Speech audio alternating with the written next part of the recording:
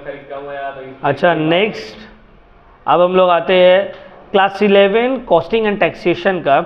आज हम लोग कॉस्टिंग का लास्ट चैप्टर करने वाले हैं। इससे पहले हम लोग ऑलरेडी मटेरियल्स कंट्रोल ये सब किए है ना। आज जो हम लोग करेंगे ये है methods of pricing of materials, class 11 semester 2 costing का ये लास्ट चैप्टर है। ठीक है, मतलब ये चैप्टर का नाम है methods of pricing of materials. इसको हम लोग पॉपुलरली क्या नाम से जानते हैं, लीफो फीफो, है ना सर, लीफो फीफो वाला चैप्टर। तो ये लीफो फीफो वाला चैप्टर है। तो आज हम लोग इसका पूरा थ्योरेटिकल पोर्शन पढ़ेंगे, इंशाअल्लाह कोशिश करेंगे एक आध समझ भी करें। ठीक है, ये चैप्टर कंप्लीट करने के बाद हम लोग का सेमेस्टर 2 का कॉस्टिंग का सिलेबस कंप्लीट, फिर टैक्सेशन का एक बच जाएगा, इनकम फ्रॉम सैलरीज। तो चलिए स्टार्ट करते हैं। सबसे पहले ये समझना है sir, pricing of materials issue का क्या मतलब है। देखो, स्टोर कीपर का मतलब जो इंचार्ज है जहां पे मटेरियल्स रखा रहा है, स्टोर हाउस का। तो स्टोर रूम का जो इंचार्ज है स्टोर कीपर, उसके पास जब मटेरियल्स आता है परचेज करके, तो अलग अलग रेट में मटेरियल वो परचेज करके ला रहे हैं, अलग अलग डेट में आ रहा है। जैसे कि फॉर एग्जांपल 1 नवंबर को वो परचेज किया है पर केजी, मान लो जो मटेरियल है वो केजी में परचेज हो रहा है, तो पर केजी 10 रुपया में। फिर 5 नवंबर को वो परचेज कर रहे हैं पर केजी 9.5 रुपया में। फिर 8 नवंबर को वो परचेज कर रहे हैं पर केजी 11 रुपया में। अलग अलग डेट में अलग अलग रेट में परचेज हो रहा है। अब जब इशू करने के वक्त आएगा, रॉ मटेरियल जब फैक्ट्री में जाएगा, ऑफिस में जाएगा, उसको इशू करना है, तो इशू वो कौन सा रेट करेगा, समझ में आ रहा है बात। देखो, स्टोर कीपर के पास for example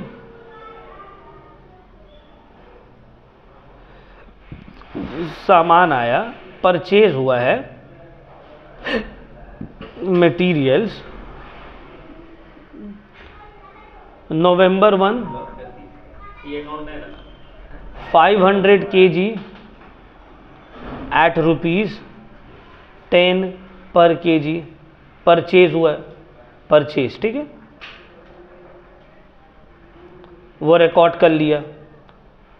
November 5 100 kg eight ₹9.5 पर केजी। नवंबर 7 300 kg एट ₹11 पर केजी। अब देखो, अलग अलग दिन अलग अलग रेट में सामान अलग अलग दाम में परचेज हुआ है। अब इशू का जब वक्त आएगा, ये सब जो परचेज हुआ है स्टोर हाउस में लिखाया है, अब इशू हो रहा है। मान लो नवंबर 8 में बोला है ना कि आप एक काम करिए 500 kg इशू करिए। 500 kg जब हम इशू करेंगे तो इसका रेट क्या होगा सर? क्या 11 रुपये वाला माल इशू करेंगे, क्या 9.5 वाला इशू करेंगे, क्या 10 वाला इशू करेंगे, क्या रेट होना चाहिए बोलिए? हम 11 वाला भी इशू कर सकते हैं, ठीक है ना। अब 500 चाहिए तो 311 वाला कर दिए, 200 9.5 वाला कर दिए, या फिर हम पूरा का पूरा 9.5 वाला ही इशू कर सकते हैं, या हम पूरा का पूरा 10 वाला ही इशू कर सकते हैं। समझ में आ रहा बात? तो अलग अलग यूनिट में जो परचेज हुआ है, लेकिन इशू तो आपको एक प्राइस मानना पड़ेगा ना। तो यही प्राइस मनवाने के लिए, कौन सा प्राइस होगा डिटरमाइन करने के लिए, डिसाइड करने के लिए ही तो हम लोग पढ़ा रहे हैं sir methods of pricing materials. समझ में आ रहा है? अब देखो, इसमें से कौन कौन सा तरीका से इशू हो सकता है। सबसे पहला है फीफो। सर फीफो मेथड कर दीजिए ना। फीफो मतलब फर्स्ट इन फर्स्ट आउट, जो पहले आया वो पहले जाएगा। सबसे पहले क्या आया था 1 नवंबर में 10 वाला माल, तो ये 10 वाला 500 kg 10 रुपया करके चला जाएगा। दूसरा है sir LIFO, last in first out. LIFO last in, sir last in first out का मतलब है लास्ट में ये आया तो इसको भेजो 311 रुपया करके। बट सर मांगा तो 500 है, अब ये 1000 में से 200 निकालो, 9.5 वाला इसको भेजो। लास्ट इन फर्स्ट आउट, ये दो मेथड हो गया। सर तीसरा है एवरेज प्रॉफिट। क्या है? Average profit method. Average profit में 500 kg चाहिए ना, ठीक है 500 ले लो। रेट क्या रहेगा? मेरे पास 3 रेट का माल पड़ा हुआ है, तीनों का एवरेज दाम ले लो। 10, 9.5, 11 डिवाइडेड बाई 3 क्या होगा बोलो? 10 और 9 19, 11 आई थिंक 30.5 होगा ना, 30.5 30.5 डिवाइडेड बाई 3 आएगा 10.17 10 ये रहेगा रेट। सर ये रेट आप कहाँ से लाए? तीनों का एवरेज लिया बाबू, इसीलिए इसको बोलते हैं एवरेज, सिंपल एवरेज मेथड, है ना। लास्ट है weighted average. Sir weighted average का क्या मतलब है? वेटेड एवरेज में आप क्या करेंगे? देखो वेटेड एवरेज में टोटल हम दाम लेंगे, मतलब 500 का 10 रुपये करके कितना हो गया? 5000। 1000 का 9.5 करके कितना हो गया? 9000। 300 का 11 रुपये करके कितना हो गया? ऐड किए, सबको ऐड किए तो 5000 प्लस 9.5 प्लस 3300, 17800। और टोटल दाम ये हो गया, टोटल यूनिट 500, 1500, 1800।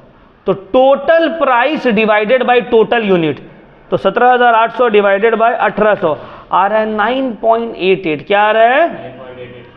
तो ये हो गया इशू प्राइस। इसको बोलेंगे वेटेड एवरेज मेथड।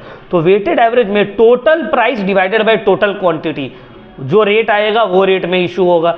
फीफो पता है, लीफो पता है, एवरेज में जो रेट है दिया हुआ उसका एवरेज। ये 4 अलग अलग मेथड है प्राइसिंग करने का। समझ में आ रहा है बात? क्लियर हुआ? ये मैं एकदम शॉर्ट में, इतना स्पीड में तुम लोगों को बता दिए, एकदम इस तरह से होगा।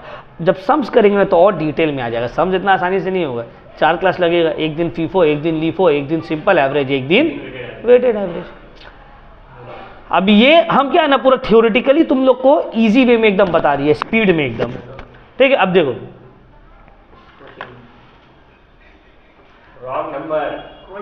प्राइस ऑफ, फोन रखो, pricing of materials issue, clear हो गया। अच्छा, mention the objective of pricing of for issue of materials. Sir क्या ऑब्जेक्टिव्स है pricing for issue of materials? पहला है ताकि मटेरियल्स को आप इशू कर सके प्रोडक्शन में। दूसरा है आप स्टॉक को वैल्यू कर सके, आपके हाथ में कितना का स्टॉक है, क्या वैल्यू है, कितना क्लोजिंग स्टॉक है, उसका क्या प्राइस है, इसके लिए, ठीक है। अच्छा, क्या क्या फैक्टर्स है, what are the factors to be considered for pricing a materials?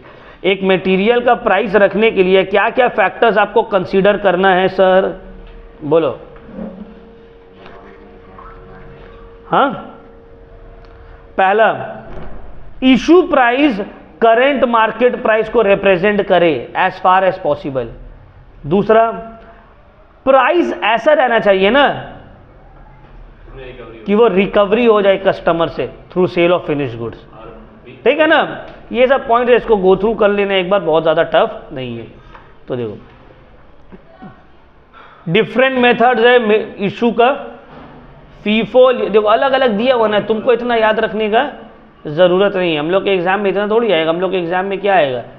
In this chapter we shall discuss only FIFO, first in first out, LIFO, last in first out, simple average and weighted average. ये 4 आपको पढ़ना है, rest are out of syllabus. तो out of syllabus है तो क्या है इतना दिमाग खराना है।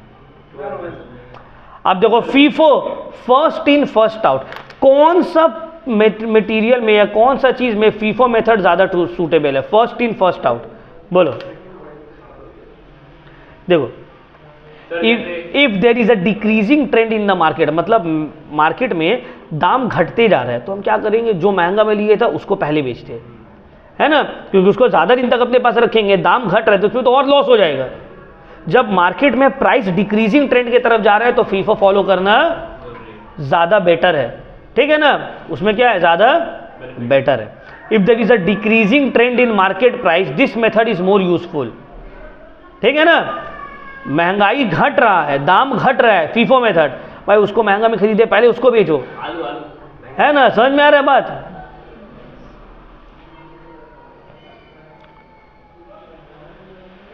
अच्छा देखो सामान में भी देखो जो पेरिशेबल आइटम रहता है उसमें भी फीफो मेथड ज़्यादा। तुम पूड़ी दुकान जाओगे पूड़ी खरीदने के लिए, अब देखो वहाँ पे जो बच्चा पूड़ी उठा रहा है और तुम लोग दोनों के बीच में एक तरह का कंपटीशन है। वो कोशिश करेगा जो सुबह का बासी पूड़ी है वो तुमको थमा दे, और तुम कोशिश करोगे जो अभी हड़िया से निकल के आया है गरम गरम जिसमें एकदम तेल चिपका हुआ है वो लेना है। First in first out, FIFO. वो बोलेगा अरे भाई वो उसका दिमाग में क्या चल रहा है, फीफो कि मतलब जो पहले से हड़िया में रखा हुआ है जो एकदम ठंडा हो गया उसको इसको दे के भेजा दे रहे, और तुम्हारा दिमाग में LIFO, last in first out, जो अभी जस्ट तेल से निकले उसको ठोंगा में वो भर के दे रहे, है ना। तो ये भी एक मेथड है, वहाँ पर भी कंपटीशन चल रहा है। दुकानदार या जो बच्चा पूड़ी टेनिया जो पूड़ी उठा रहा है वो जाएगा फीफो में दे के तुमको हटाए, और तुम चाहोगे कि हमको लीफो वाला माल मिले। समझ में आया?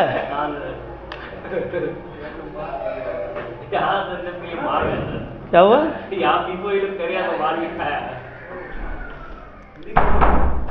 तो देखो फीफो मेथड कहाँ पे सूटेबल है, जहाँ पे मटेरियल पेरिशेबल है। पेरिशेबल का मतलब जहाँ मटेरियल जल्दी खराब हो जाएगा, ठीक है। सब्जी हो गया, फल हो गया, वो क्यों करता है? पूरी सुबह वाला तुमको क्यों बेचने मांग रहा है वो? क्योंकि वो जल्दी खराब हो जाएगा ना। सब्जी देखते हो जो बासी रहता है उसको पहले वो लोग बेचने। मेरा एक फ्रेंड है उसका नाश्ता का दुकान है, वो बोलते हैं जो रोल दुकान हो गया, चाउमीन दुकान हो गया, वहाँ कभी भी जाके एकदम सवेरे नहीं लेना है, शाम में सवेरे जाके 5 बजे 4 बजे या 6 बजे जाके नाश्ता नहीं खरीदना है, चाउमीन चिकन पकौड़ा ये सब नहीं। हम बोला क्यों? बोला उस वक्त जो माल बिकता है ना वो कल का बिकता है, तो जाना है 7-8 बजे तब ताज़ा मिलेगा, ठीक है। क्यों? क्योंकि पेरिशेबल आइटम है ना, उसको पता है भाई कल वाला माल है, जल्दी बेच के हटाएंगे नहीं तो क्या होगा, खराब हो जाएगा। दूसरा देर आर ओनली, जहाँ पे प्राइजेज जो है उतना ज़्यादा फ्लक्चुएट नहीं हो रहा है, जहाँ पे थोड़ा थोड़ा क्वांटिटी में परचेज हो रहा है, परचेज लार्ज क्वांटिटी में नहीं हो रहा है, ठीक है ना। FIFO method. अब इसका एडवांटेज डिसएडवांटेज सिंपल है, रीजनेबल है, समझ में आता है। डिफ्लेशन में जब महंगाई कम हो रहा है उस वक्त ये सूटेबल है। ये सब अपने से रीड कर लेना, ठीक है ना। डिसएडवांटेजेस एडवांटेजेस उतना डिटेल में नहीं जा रहे। नेक्स्ट आते हैं LIFO, last in first out. इसमें क्या है, जो मटेरियल लास्ट में आया उसको, ये कब होता है पता है? ये होता है ड्यूरिंग इन्फ्लेशन। इन्फ्लेशन में जो है ना, क्योंकि देखो दाम बढ़ रहे हैं तो पहले तुम खरीदे तो सस्ता में, अभी महंगा हो गया बेचो, फिर अभी कभी जो खरीदे इसको थोड़ा टाइम रखो अपने पास फिर बेचो, तब ना इसका भी दाम बढ़ेगा। तो ड्यूरिंग इन्फ्लेशन लीफो ज़्यादा सूटेबल है, ठीक है। जो लास्ट आया when price is in increasing trend तो लीफो, डिक्रीजिंग हुआ तो फिर फीफो, इन्फ्लेशन में लीफो और डिक्रीजिंग में फीफो।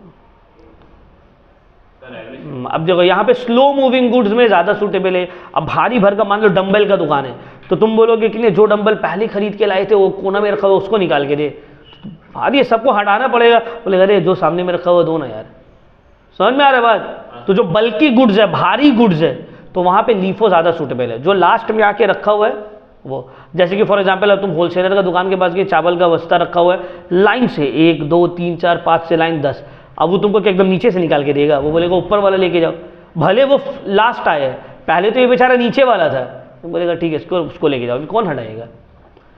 हाँ, ड्यूरेबल गुड्स, जो ड्यूरेबल गुड्स है मतलब जिसको स्टोर किया जा सकता है। पेरिशेबल गुड्स जो खत्म हो जाएगा तब तो ड्यूरेबल गुड्स जिसको स्टोर किया जा सकता है, स्लो मूविंग गुड्स, ठीक है ना। एडवांटेज डिसएडवांटेज गो थ्रू कर लेने, डिफरेंस थोड़ा बहुत गो थ्रू कर लेने। हम तुम लोगों को सम्स इतने अच्छे से समझा देंगे कि तुम लोगों को थ्योरी करने में ज़रूरत नहीं पड़ेगा।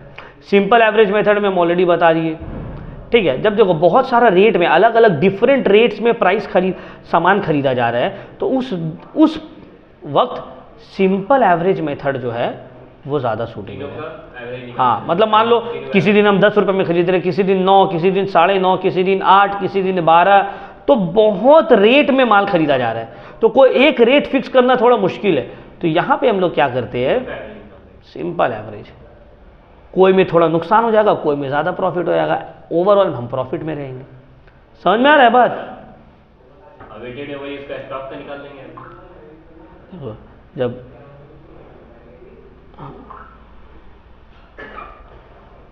अब ये देखो प्राइजेज आर नॉर्मली स्टेबल, इसमें स्टॉक जो है वो इक्वल क्वांटिटीज में रहता है, तब वहां पे जो है ज़्यादा सूटेबल है ये।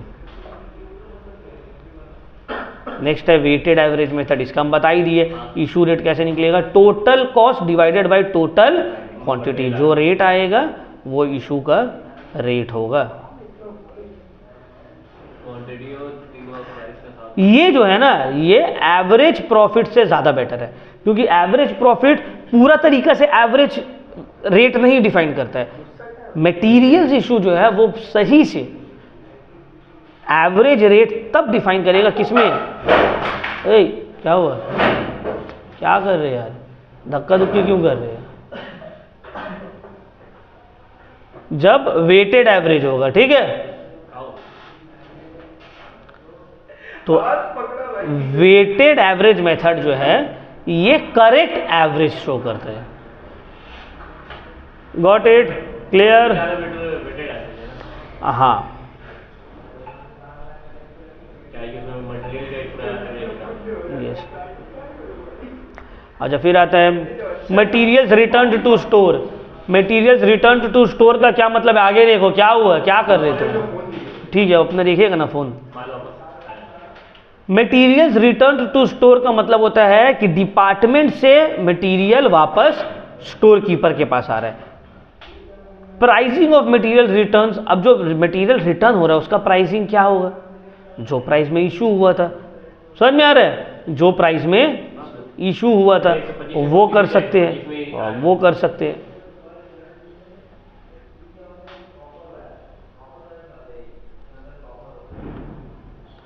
अच्छा, फिर आते हैं shortage of material. Shortage of material का क्या मतलब है? बहुत सारे टाइम ना मटेरियल्स गायब हो जाता है। अब तुम रखे हो फॉर एग्जांपल, मान लो 10,000 केजी, उसमें से 100 केजी गायब हो गया या 50 केजी गायब हो गया, उसको बोलते हैं शॉर्टेज या चोरी हो गया, ये उसका हिसाब मिल नहीं रहा। बहुत सारे टाइम सरप्लस भी हो जाता है, बढ़ गया या घट गया, दोनों ही कंडीशन में उसको आपको रिकॉर्ड करना पड़ेगा।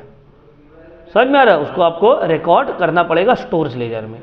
कौन सा प्राइस पे रिकॉर्ड करेंगे? एक तो तुमको बता दिया कि हाँ ये प्राइस में करना है तो ठीक, अगर नहीं बोला है तो जो मेथड फॉलो कर रहे हो वो मेथड में रिकॉर्ड कर देंगे। देखो, शॉर्टेज और लॉस, नॉर्मल हो या abnormal of a material is found to be recorded in the issue column. कहाँ रिकॉर्ड करेंगे उसको? इशू कॉलम में करेंगे, रिमार्क्स के साथ। Price to be determine according to the method of pricing is in use. कौन सा प्राइस, जो अगर तुम फीफो मेथड यूज करो तो फीफो का प्राइसिंग में रिकॉर्ड करो, लीफो मेथड यूज कर रहे हो तो लीफो का प्राइसिंग में रिकॉर्ड करो, सिंपल एवरेज यूज कर रहे हो तो सिंपल एवरेज मेथड में इशू को रिकॉर्ड करो, शॉर्टेज को। वेटेड एवरेज कर रहे हो तो वेटेड एवरेज में रिकॉर्ड करो, ठीक है? सेम विथ सरप्लस या एक्सेस। क्लियर? तो ये सब जो अभी हम तुम लोग को बताएंगे क्या, ये थ्योरेटिकल पोर्शन है। अब आते हैं सम्स वाला पोर्शन में, इसके ऊपर एक सम्स करते हैं, ठीक है? बुक देना।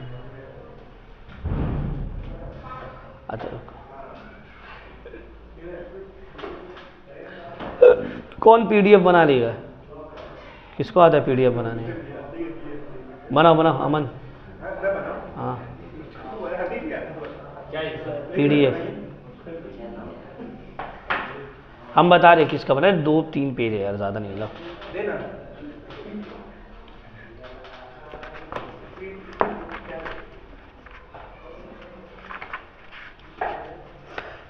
देखो, जो बोर्ड एग्जाम में ऑलरेडी आया है, जो बोर्ड एग्जाम में ऑलरेडी आया है उसी को करेंगे।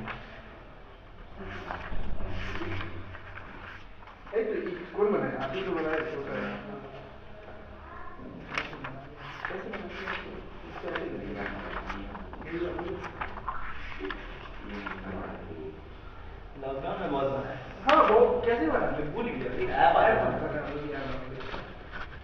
पैसा मिला 850 में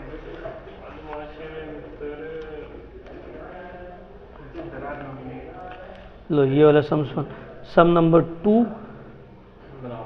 3 नहीं आपका कैमरा अच्छा है।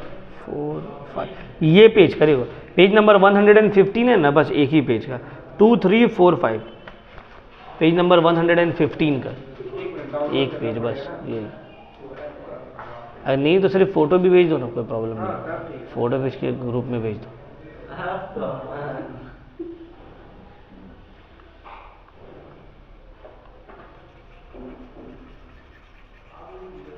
अब देखो इसका जो मेन जो है ना सबसे, ये है इसका फॉर्मेट। फॉर्मेट को ध्यान से समझना पड़ेगा कैसे बनेगा। जिसका जिसका सम्स कर रहे उसका उसका याद है।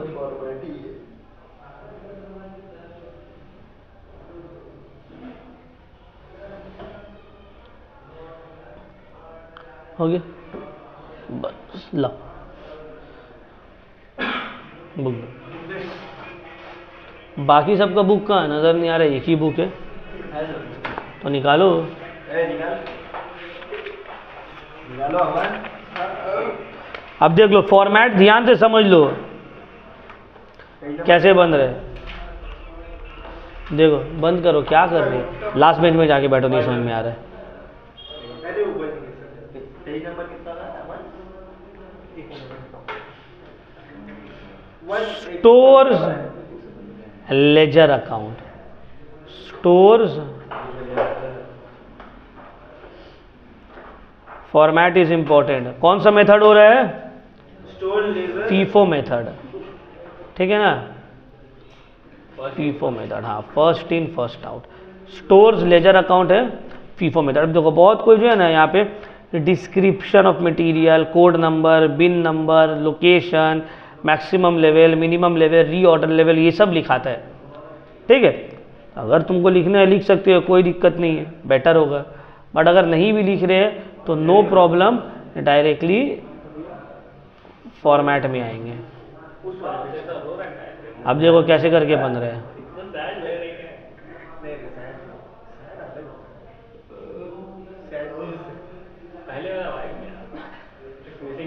देखो लाइन खींचे, थोड़ा सा बड़ा स्पेस और लगेगा यहाँ पे।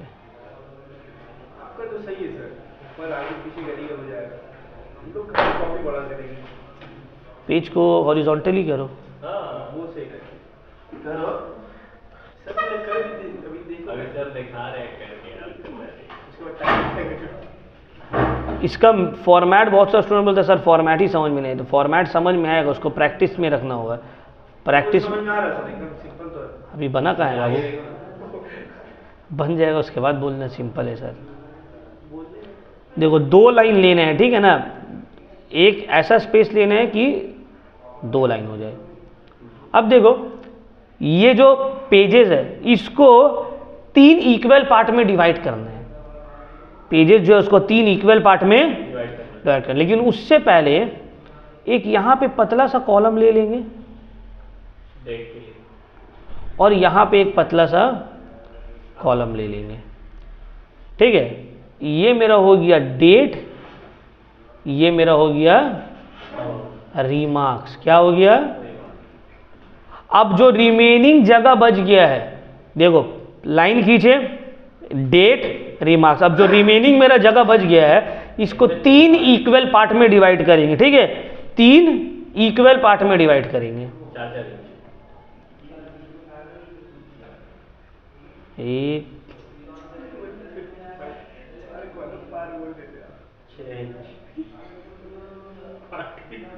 ठीक है, यहाँ देख लो यहाँ पे, ठीक है।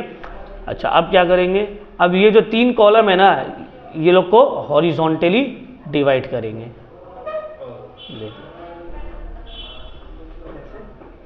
लो, वही तो सर बोले था। अभी देख,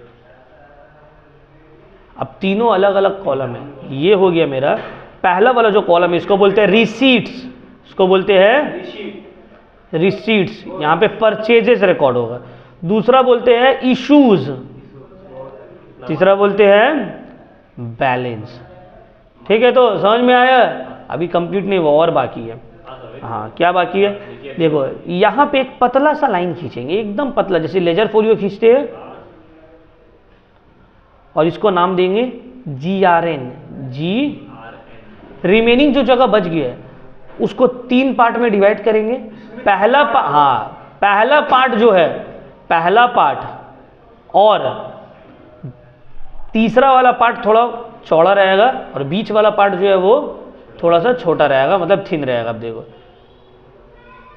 कैसे रिकॉर्ड करेंगे, एक लास्ट में बड़ा रहेगा। ऐसा थोड़ा, ठीक है। अब जो काम यहां किए वही काम यहां पे भी करेंगे। GRN की जगह SRN, पहले वाला थोड़ा चौड़ा, फिर थोड़ा नॉर्मल, ये थोड़ा सा पतला, लास्ट में जाएगा बड़ा। यहां पे पतला नहीं, इसको बस 3 इक्वल पार्ट में डिवाइड कर देंगे। पहला वाला चौड़ा रहेगा, मिडिल वाला पतला रहेगा, थर्ड वाला चौड़ा रहेगा। अब ये जो है मेरा, ये रहेगा क्वांटिटी, इसको क्या बोलेंगे, ठीक है बोल। Quantity rate amount. तो तुम तो बोले अभी आराम से हो हाँ जाएगा। हो गया आपके लिए आराम से। क्वांटिटी रेट फिर से अमाउंट, अरे क्या भाई, क्वांटिटी रेट अमाउंट। समझ में आया? इस तरह से फॉर्मेट बनेगा। ठीक है उतना भी नहीं, 2 डोमेन सेम होगा, एक में थोड़ा क्लियर हुआ पॉइंट? इसको ऐसे करके बनाना पड़ेगा। GRN SRN, बस क्लियर पॉइंट, समझ में आ गया। डेट, उसके बाद 3 पार्ट में डिवाइड किए हैं। इशू बैलेंस रिमार्क्स बनाना बहुत मुश्किल होगा पेपर में करने के लिए, समझने के लिए। समझ गया ना?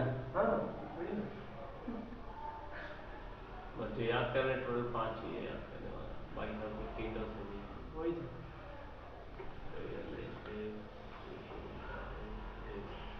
इंशाल्लाह अल्लाह साथ में, कोई दिक्कत नहीं। Any doubt? No sir. Second semester चलो अब सम्स की तरफ बढ़ते हैं। ये तो फॉर्मेट हुआ है, फॉर्मेट ही लग रहा है, एक तो सम्स बना लिया सही बात है ना। चलिए अब सम्स आते हैं। अभी बाकी है, फोटो का है अभी तो बाकी है। ये फोटो ले लिए। गलत की तो मालूम नहीं है। बहुत ज़्यादा खूबसूरत से फ़ोटो ले लिए तुम। Thank you sir. कुछ खराब नहीं है क्या? इसका PDF बनाओ, PDF बनाओ। इसी का वीडियो बना हाँ। दोनों का फोटो। एक मिनट। ए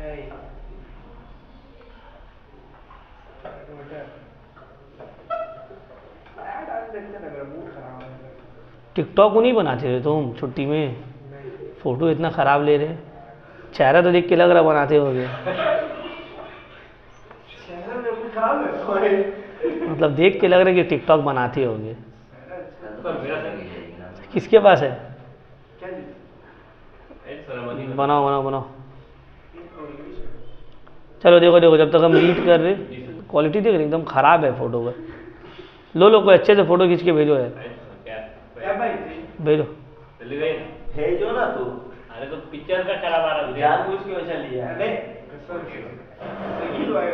मेरा सैमसंग का फोन है, सोच रहे हो। अरे बंदा तो देखो क्वेश्चन देख लो यहाँ पे ध्यान से।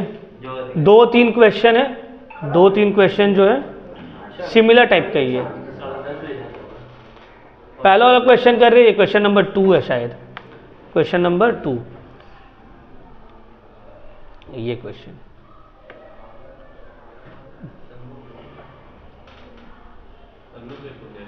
From the following particulars prepare a stores ledger. तुमको बोला है from the following particulars prepare a stores ledger.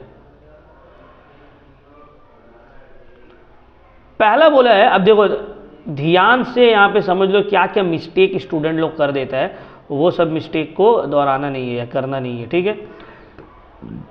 सबसे पहले जब भी तुम सम्स देखोगे तो सबसे पहला चीज़ जो तुमको नोटिस करना है ना, वो तुमको ये नोटिस करना है कौन सा मेथड है। ये तुम लोग फीफो कर रहे हो, तुम पता ही है भाई फीफो एग्जाम में थोड़ी पता रहेगा कि फीफो रहेगा या लीफो रहेगा, क्या रहेगा। तो सबसे पहले जो है बोल दिया from the following particulars prepare a stores ledger under FIFO method. कौन सा मेथड? पहले ये चीज़ तुमको क्लियर कर दिया, अंडर तो एग्जाम में फीफो मेथड, हाँ लिखा हुआ रहेगा फीफो मेथड। अब देखो हम कैसे करके करें, ये सम्स को ध्यान से सिर्फ देखना है पहले। अप्रैल 1 ओपनिंग स्टॉक 200 यूनिट, क्या बोला है, अप्रैल 1 ओपनिंग स्टॉक 200 यूनिट। तो डेट हम लिखे अप्रैल 2000 कितना तो नहीं दिया हुआ है, ठीक है चलो अप्रैल 1, अप्रैल ओपनिंग स्टॉक को डायरेक्ट आप बैलेंस में लिखोगे, कितना है यूनिट, 200 यूनिट है, ठीक है ना। क्या रेट का है, एट 20 रुपीज पर यूनिट। तो रेट क्या है, तो 200 इंटू 20 कितना हो गया, 20,000। 40,000 कितना होगा, 4,000 4000 रुपीज। 4,000 4000 रिमार्क्स में लिखेंगे ओपनिंग स्टॉक, क्या लिखेंगे, opening stock. Clear, got it. चलो नेक्स्ट, अब देखो नेक्स्ट अप्रैल 2, अप्रैल 1 हो गया। अब अप्रैल 2 में बोला इशूड 100 यूनिट्स, कितना बोला है, 100 यूनिट इशू किए। भाई मेरे पास क्या माल है, 20 वाला है, तो फीफो हो रहा है, लीफो हो रहा है, अभी तो इसमें कुछ होगा नहीं, तो भाई यही वाला से माल जाएगा, 20 वाला ही जाएगा, 100 यूनिट, ठीक है ना। तो 100 यूनिट आप अप्रैल 2 में, तो अप्रैल 2 में जो आप इशू कर रहे हैं वो कितना यूनिट कर रहे हैं, 100 यूनिट। फीफो मेथड, तो फर्स्ट इन, तो पहला वाला क्या, मेरे पास तो यही एक तो माल है। तो अब देखो अप्रैल 2 जब हम लोग लिखेंगे ना, थोड़ा डिफरेंस देंगे ताकि एकदम ना एक दूसरे से चिपका हुआ ना रहे। तो अप्रैल 2 इशू कर रहे हैं कितना, 100 यूनिट, कितना करके, 20 करके, अमाउंट हो गया। अब बचा कितना है सर, 200 में से 100 चल गया तो बच गया 100, 20 वाला ही माल है, 2000। रिमार्क्स में कुछ लिखेंगे, नहीं लिखेंगे। सर ये 20 आप लाए कहाँ से, यहाँ तो दिया हुआ नहीं है क्वेश्चन में, इसलिए बोल दिया इशू, फीफो मेथड बोला है ना, तो इशू का रेट दिया हुआ नहीं रहेगा, इशू का रेट आपको निकालना पड़ेगा, परचेजेस का दिया हुआ रहेगा, समझ में आ रहा है, रिसीट्स का दिया हुआ रहेगा। उसके बाद देखो 3 तारीख को, 3 अप्रैल को शॉर्टेज हो रहा है 50 यूनिट का, हाँ 3 तारीख को क्या हो गया, शॉर्टेज। तो अप्रैल 3 शॉर्टेज को भी आप रिकॉर्ड करिएगा इशू में ही, 50 यूनिट, 20 वाला ही, तो हो गया कितना, 100 रुपया ना, नहीं 1000। अब मेरे पास बचा है 50 यूनिट 20 वाला जिसका दाम है। अब शॉर्टेज को हम यहाँ पे रिमार्क्स में लिखेंगे, शॉर्टेज क्यों लिख रहे हैं सर, क्योंकि अगर हम यहाँ पे शॉर्टेज नहीं लिखेंगे तो समझ में कैसे आएगा कौन वाला इशू है कौन वाला शॉर्टेज है। ये 50 यूनिट जो गायब हुआ है ये कैसे गायब हुआ है, शॉर्टेज की वजह से गायब हुआ है, गॉट इट। नेक्स्ट अप्रैल 4 में आप परचेज किए 300 यूनिट 18 रुपया करके। देखो परचेज का यूनिट कितना करके परचेज हो रहा है वो बता दे रहा है, रेट बता दे रहा है। 300 यूनिट आप परचेज किए हैं 18 रुपीस करके, हाँ रिसीट में आएगा 5 तारीख को अप्रैल 5, 300 यूनिट 18 रुपया करके, तो कितना हो गया 300 इंटू 18 5400। अब देखो मेरे पास 50 यूनिट पहले से था, 300 यूनिट और हम परचेज किए तो मेरे पास कितना हो गया, 20 वाला माल था और ये है 18 वाला। जो 20 वाला था वो 1000 रुपया का है टोटल, 18 वाला टोटल 5000, तो दोनों मिला के मेरे पास कितना का माल हो गया 6400 का। ठीक है, यहीं से मेन अब समझ में आया, यहाँ पे मिस्टेक नहीं होना चाहिए। 50 पहले से था, 300 उसके नीचे आके ऐड हो गया, टोटल 350। 20 का माल था 18 का और हो गया, 1000 का था 5400 का और हो गया। Clear point. चलो नेक्स्ट 5 तारीख हो गया। अब 6 तारीख को परचेज हो रहा है, सॉरी 5 तारीख को अब 300 यूनिट इशू हो रहा है, 5 तारीख को 300 यूनिट। अब देखो यहाँ पे फिर से 5 तारीख, देखो पहले भी 5 था, नहीं पहले 4 था ना, सॉरी 4 था, ठीक है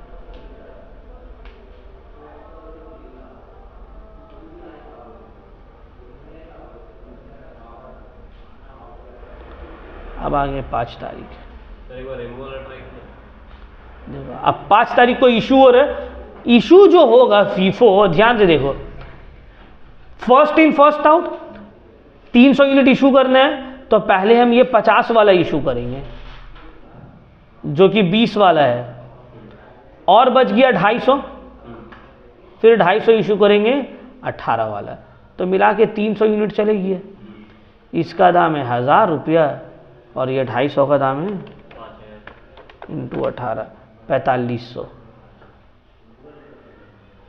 तो मिला के हम कितना का इशू किए 5500 का। अब मेरे पास बचा क्या है 50 तो पूरा निकल गया, ये भी 300 में से 250, तो बचा कितना है 50 बचा है 18 रुपया करके, तो मेरे पास 900 रुपया का माल बचा है। Clear point? समझ में आई ये कैसे करके इशू हुआ फीफो का? ये पहला फीफो का ओरिजिनल इशू है। क्लियर हो रहा है? समझ में आया फैजान कैसे करके हुआ ये? 5 तारीख से थोड़ा ऊपर नीचे। नेक्स्ट 6 तारीख को फिर से परचेज हो रहा है 350 यूनिट 15 रुपया करके, रिकॉर्ड करेंगे। फिर से रिसीव। हाँ 6 तारीख को 350 यूनिट 15 रुपये पर यूनिट रेट 15 करके कितना हुआ? 10 हुई। 5250। अब मेरे पास कितना हो गया 50 350, मेरे पास हो गया है 400 यूनिट 18 वाला 15 वाला 900 5250 6150 का मेरे पास माल है। ठीक है, एनी डाउट? नहीं सर। देख लो, ठीक है ना। फिर से एक बार हम शॉर्ट में एक्सप्लेन कर दे रहे हैं। ये वाला 350 यूनिट परचेज हुए, 350 15 रुपया करके, तो इसका अमाउंट हो गया 52। बहुत अच्छा। 50 मेरे पास पहले से था, 350 और खरीदे, मिला के कितना का माल हो गया 400। 18 वाला 50 यूनिट 900 रुपया का, 350 15 करके 5250, टोटल 6150 का माल मेरे पास। क्लियर हुआ? चलो अब आगे बढ़ते हैं।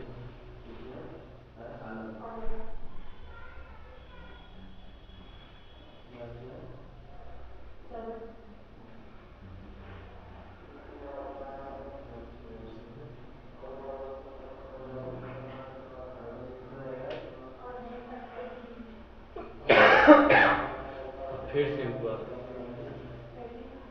क्लियर? चलो अब लास्ट वाला जो है उसको कंप्लीट करते हैं। सर और लास्ट, हाँ एक क्वेश्चन बाकी है ना। अप्रैल 7 इशू कर रहे हैं 100 यूनिट, अप्रैल 7 इशू कर रहे हैं, तो ठीक है। अप्रैल 7 100 यूनिट जो इशू होगा फीफो फर्स्ट इन ये 50 18 वाला, उसके बाद 50 15 वाला हो गया सबका।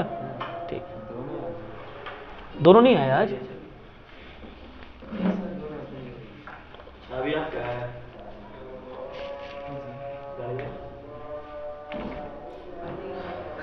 ठीक है ना। तो देखो फीफो फर्स्ट इन पहले ये 50 100 यूनिट जो हम इशू करेंगे, तो ये 50 पहले इशू होगा, फिर इसमें से 50 इशू होगा। 100 यूनिट इशू हो गया, ये 50 का दाम 18 था, ये 50 का दाम, तो इसका दाम हो गया 900, इसका दाम हो गया 700, मिला के हो गया 1600। अब देखो ये 50 तो पूरा गायब, नीचे वाला 50 350 जो था उसमें से जो गया, तो बचा कितना 300 यूनिट 15 करके, तो कितना हो गया 4500 माल मेरे पास बच गया। इसको लिखेंगे क्लोजिंग, क्या लिखेंगे इसको? Closing stock. अब देखो 45 मेरे पास, मतलब 300 यूनिट 15 रुपया का जिसका वैल्यू 4500 है, ये मेरा है क्लोजिंग स्टॉक। अब देखो यहाँ पे भी value of closing stock 300 unit 4500 करके, टोटल इशू हुआ है 2000 का, 5500 का, 1650 रुपया का। देखो 1650, 5500 और 2000 एंड 1000। ठीक है ना? हाँ, शॉर्टेज हुआ 1000 का, शॉर्टेज भी रिकॉर्ड कर दिए हम लोग, है ना? तो ये जो है अपना पूरा फुल फ्लेजेड सम्स कुछ दिखने में लगेगा ऐसा। ठीक है, क्लियर हुआ? Any doubt? प्रैक्टिस करने से easy हाँ, तो प्रैक्टिस इजी है, टफ नहीं है बहुत ज़्यादा है। इसमें कंसंट्रेशन, जहाँ तुम करते करते बोले पीछे का भाई मेरा मदद मांग रहा है, थोड़ा देर है बस, अब तुम्हारा मदद करने वाला कोई नहीं रहेगा फिर। माउस ऊपर नीचे। तो ये नहीं, एकदम ध्यान से। और सबसे बड़ा मामला ये है ना, कैलकुलेटर नहीं है तुम्हारे पास इस बार कैलकुलेटर नहीं है, तो तुमको और स्पीड करना होगा। कैलकुलेटर नहीं तो कुछ एडवांटेज होगा। अब देखो कैलकुलेटर नहीं है, जाहिर सा बात है फिगर थोड़ा इजी रहेगा, लेकिन देखो ये तो इजी फिगर है। अब देखो फिगर जितना भी इजी रहे, कैलकुलेटर का मुकाबले में तो तुमको टाइम ज़्यादा ही ना लगेगा, एंड मैनुअली करने में मिस्टेक होने का चांसेस ज़्यादा है, क्योंकि आदत होगी हम लोग का पूरा कैलकुलेटर का। ठीक है ना? तो ये हम लोग फीफो का एक क्वेश्चन किए। अब देख लो एक तो और तुम लोग इधर, ये जो है इसके बाद वाला क्वेश्चन है आप लोग के लिए होमवर्क है, ये क्वेश्चन हो गया। अब इसके बाद वाला 4 क्वेश्चन जितना भी है सब ट्राई करना बनेगा। ठीक है, तो यहाँ तक हम लोग रखते हैं। ये था हम लोग का फीफो का क्वेश्चन। नेक्स्ट क्लास एक फीफो का भी करेंगे एंड फिर लीफो भी करेंगे। क्लास को यहीं पे करते हैं।